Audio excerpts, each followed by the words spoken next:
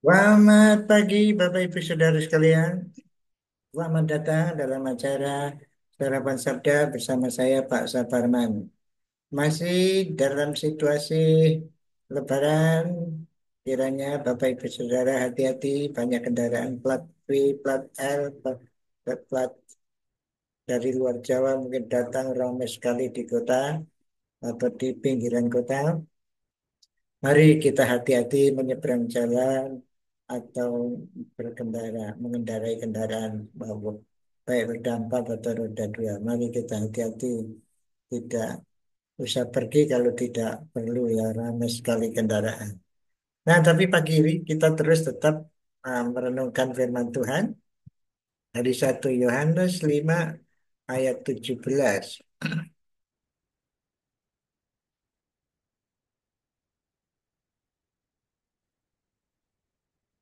Semua kejahatan adalah dosa, tetapi ada dosa yang tidak mendatangkan maut. Kemarin sudah kita renungkan. Kita tahu bahwa setiap orang yang lahir daripada Allah tidak berbuat dosa, tetapi dia yang lahir dari Allah melindunginya dan di si jahat tidak dapat menjamahnya. Nah, ini pengertian yang sulit sekali, tetapi oke, ini kebenaran yang patut kita renungkan dan kita ketahui dengan benar. Karena di sini ditulis, setiap orang yang lahir dari Allah tidak berbuat dosa. Nah, Bapak Ibu Saudara, saya dulu pernah menjadi dosen bahasa asli. Itu maksudnya tidak terus berbuat dosa, tidak mempunyai kebiasaan berbuat dosa. Jadi orang yang lahir dari Allah, orang yang lahir baru, orang yang percaya kepada Tuhan Yesus Kristus, kebiasaan sehari-harinya bukan berbuat dosa, tapi kebiasaannya berbuat baik. Kebiasaannya. Nah, memang kadang-kadang mungkin sering jatuh juga. Tapi pasal 2 ayat 2 kita sudah tahu satu dan dua dari satu Yohanes 2 kita punya pengantara yaitu Yesus Kristus yang adil. Dan juga dikatakan di sini ada pelindungan, pelindungan dari Allah karena kita anak-anak Allah, lahir dari Allah. Dan katanya di sini si jahat tidak dapat menjamahnya.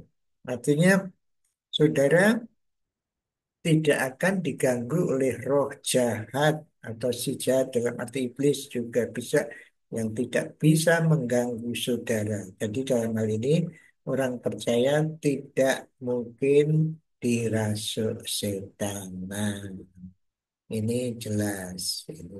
Dan bagaimana kalau ternyata ada pengalaman orang yang dirasuk setan? Nah, kita tidak menghakimi, tetapi dalam kitab suci, di dalam kitab Injil-Injil, yang dirasuk setan itu bukan orang Yahudi atau bukan orang percaya, bukan orang percaya, jelas. Jadi kalau itu mungkin orang yang belum lahir baru, tapi sudah ikut bersama-sama kelompok orang-orang lahir baru. Jadi itu jelas sekali. Jadi tidak dapat menjamah si jahat tidak dapat menjamah Bapak Ibu Saudara. Ini keyakinan yang luar biasa pengajaran dari Tuhan bahwa setan roh jahat itu tidak bisa menjamah saudara dan saya. Ini perlu kita ketahui hal ini. Kalau dekat mempengaruhi mungkin bisa, tetapi tidak bisa menjamak. Artinya kita dijaga sedemikian rupa sehingga si jahat, roh-roh jahat tidak bisa mengganggu kita. Nah, kalau ada orang yang masih loh kok orang Kristen bisa kesurupan, mungkin Bapak Ibu Saudara pikir apakah dia betul-betul orang yang sudah percaya atau sekedar agama Kristen. Mungkin perlu diteliti. Juga Juga kalau orang percaya itu misalnya eh, eh, di- digodai oleh setan dan kalah itu mestinya tidak seperti itu. Dikatakan di sini si jahat tidak dapat menjamahnya.